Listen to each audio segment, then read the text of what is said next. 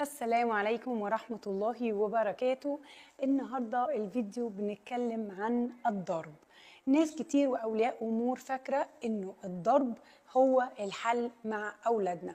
يا جماعة أنا عايزة أقول لكم على مفاجأة.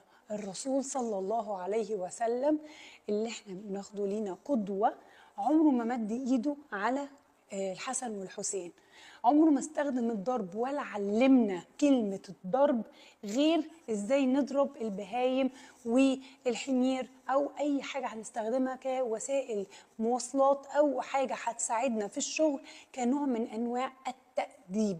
طب يا فدوى ازاي بتقولي كده؟ ما سيدنا ايوب قال ان هو هيضرب مراته اول ما هيخف. واول ما خف ربنا قال له ايه؟ قال له هات 100 عصا من الشجر الصغير الناعم قوي وعمل لها كده على ايديها كده، يعني حاجة صغيرة جدا. اوكي، ده عشان ايه؟ يعلمنا ان الضرب ده مجرد الاول لازم ان انا ابدا بالوعظ، ما امشيش الوعظ ابدا بالهجر، ان انا ابعد البني ادم شويه عني، ابين له ان انا متضايق، لكن مش اضرب على طول وهو ده اللي يكون الحل المثالي للموضوع. طيب يا فدوى، طب والضرب؟ ان كان الرسول صلى الله عليه وسلم قال لنا انه الاولاد اول ما يتموا 7 سنين يتعلموا الصلاه، ماشي، واول ما يبقوا 10 نضربهم. نضربهم دي يا جماعه يعني اذيه؟ يعني ازرق له جسمه؟ يعني نمسك الشماعه والحزام؟ واصل انا مسكت شوكه وحرقتها على النار ومسكتها حرقت بيها بنتي؟ ايه يا جماعه اللي احنا وصلنا له ده؟ هو التربيه بالعافيه؟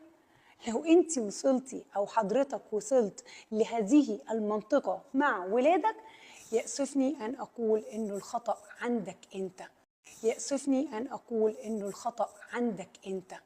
مفيش قوة في الشخصية، مفيش الكريدت الرصيد اللي انت سايبه بينك وبين اولادك انهم يحترموك فيخافوا على زعلك. لكن الضرب مش هو الحل. الضرب عندنا في الدين مش هو الضرب المبرح ولا هو الضرب المؤذي. ممكن يكون الضرب بانه تأديب. يعني ايه؟ يلا يا مامي. poking بنسميه بالانجلش، tapping. وما ينفعش اروح ضارب جامد كده واروح زائق كده واروح خابط على الدماغ. انتوا متخيلين الضرب بيأثر قد ايه في اولادنا نفسيا وجسديا؟ انتوا عارفين انه في اولاد كتير بتيجي تقول لي يا مس انا عايزه انتقم من بابا وماما.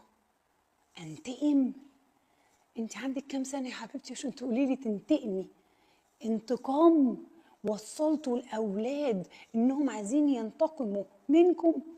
يا الله، يا الله، ده تقصير منكم انتوا في التربيه.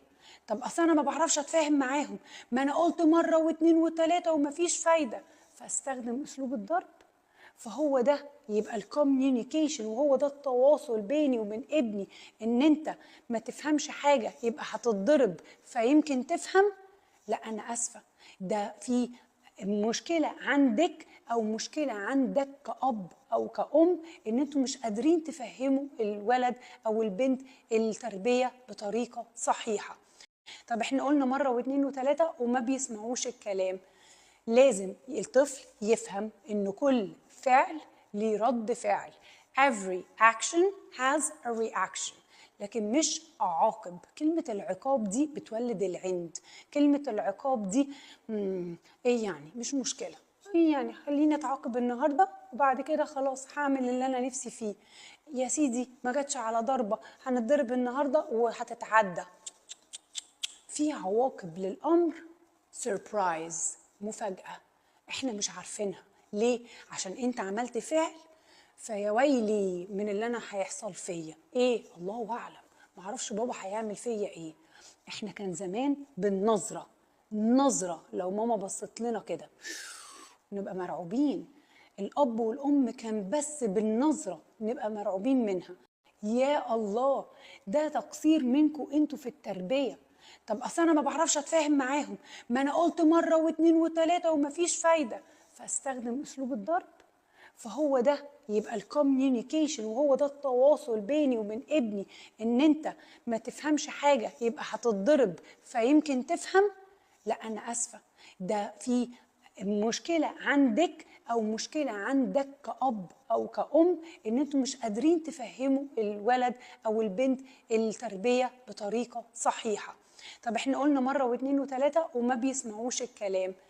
لازم الطفل يفهم ان كل فعل ليه رد فعل. Every action has a reaction. لكن مش أعاقب. كلمة العقاب دي بتولد العند. كلمة العقاب دي ايه يعني؟ مش مشكلة، ايه يعني؟ خليني اتعاقب النهارده وبعد كده خلاص هعمل اللي انا نفسي فيه. يا سيدي ما جاتش على ضربة، هنتضرب النهارده وهتتعدى. في عواقب للأمر، سيربرايز، مفاجأة احنا مش عارفينها. ليه؟ عشان انت عملت فعل فيا ويلي من اللي انا هيحصل فيا ايه، الله اعلم، معرفش بابا هيعمل فيا ايه. احنا كان زمان بالنظرة، نظرة لو ماما بصت لنا كده نبقى مرعوبين. الأب والأم كان بس بالنظرة نبقى مرعوبين منها. لكن احنا دلوقتي نقعد نتكلم ونقعد نعمل هي دي التربية يا جماعة. ارجع واقول لكم تاني، كلكم مقصرين جدا في التربية. التربية مهمة جدا، مش عيب ان انا اتعلم. محدش قال ولا الشباشب ولا الحزمة ولا الشماعات. انا بسمع كلام والله العظيم ام بتقول لي اتعصبت على بنتي وكنت واقفه على النار، رحت ماسكه المعلقه سخنه على النار لسعت بيها بنتي عشان تتعلم الادب. انت كده بجد ربيتيها؟ انت كده بجد شايفه ان انت علمتيها الادب ولا اذيتيها جسديا ونفسيا؟ طب اقول لكم على مفاجاه، البنت والولد اللي يتربوا على الضرب في بيت ابوهم وامهم هيوافقوا انهم يتضربوا من اجوازهم في يوم